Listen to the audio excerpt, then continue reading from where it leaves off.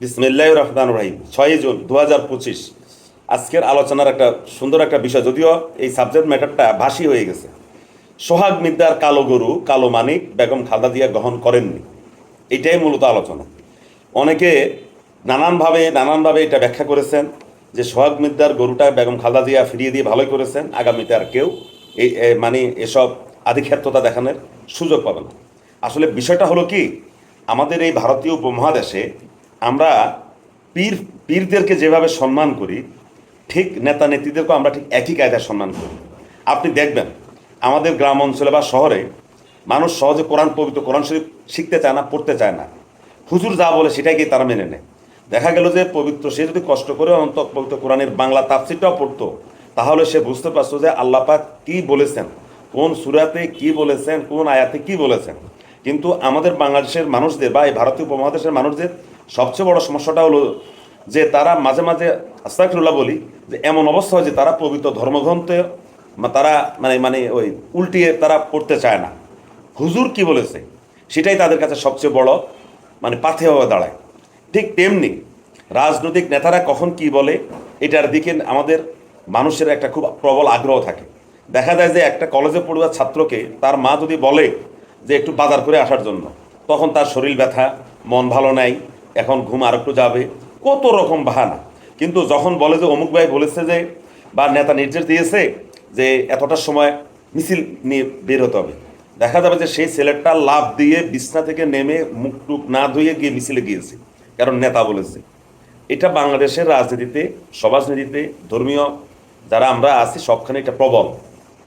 এই যে সোহাগ মিদ্দার যে গরুটা, সে যে বেগম খালেদা জিয়াকে উপহার দেওয়ার জন্য সেই সুদূর পটুয়াখালীর মির্জাগঞ্জ সম্ভবত উপজেলা থেকে কত দূর পথ পাড়ি দিয়ে সে তার সাঙ্গপাঙ্গদেরকে নিয়ে ধানের ছড়া হাতে করে সে বেগম খালেদা জিয়ার বাড়ি পর্যন্ত এসেছে।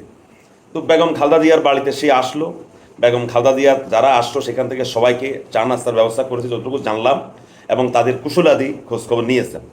আরও জানলাম যে তারেক জিয়াও নাকি তাদের সাথে কথা বলেছে হোয়াটসঅ্যাপে বা ভিডিও কলে, তারা খুশি। এরপরে বেগম খালেদা জিয়া তাদের এই গরুটা ফিরিয়ে দিলেন এই বলে যে তারা যেন এলাকাতে যায়, এলাকাতে গিয়ে নেতা কর্মীদের সাথে যেন ঈদটা উদযাপন করে। এটা একটা খুব ভালো লক্ষণ। আজকে যদি বেগম খালেদা জিয়া এই সোহাগ মিদ্দার গরুটা গ্রহণ করতেন, আমি বলি গরুর দাম 5 লক্ষ হোক আর 10 লক্ষ হোক, বেগম খালেদা জিয়া এই টাকাটাই দিতেন, দিয়ে গরুটা গ্রহণ করতেন। আগামী বছর দেখা যেত যে বাংলাদেশের যতগুলো উপজেলা আছে প্রত্যেক উপজেলাতে একটা প্রতিযোগিতা শুরু হতো যে কে কার আগে বেগম খালেদা জিয়াকে গরু উপহার দেবে।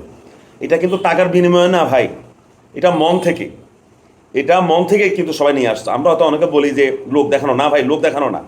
আমাদের রাজনীতি, আমাদের সমাজনীতি, আমাদের ধর্মচর্চাগুলোই এরকম হয়ে গেছে। সোহাগ মিদ্দাকে দোষ দিয়া লাভ নেই।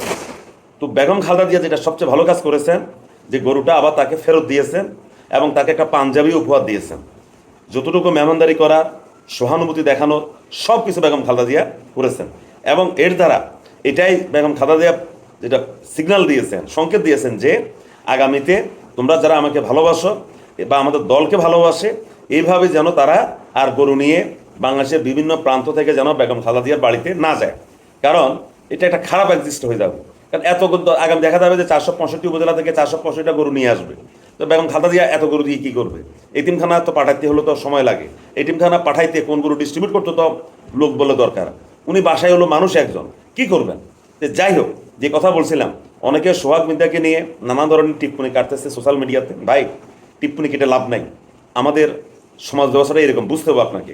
আপনি যদি বাংলাদেশে বাস করেন আপনি বুঝবেন আমাদের দেশের মানুষ পীর ফকির নেতা এদেরকে কোনো একটা বস্তু, একটা উপহার দিতে পারলে তারা তাদের নিজেদেরকে ধন্য মনে করে। তবে হ্যাঁ, এগুলো ধীরে ধীরে কেটে যাবে।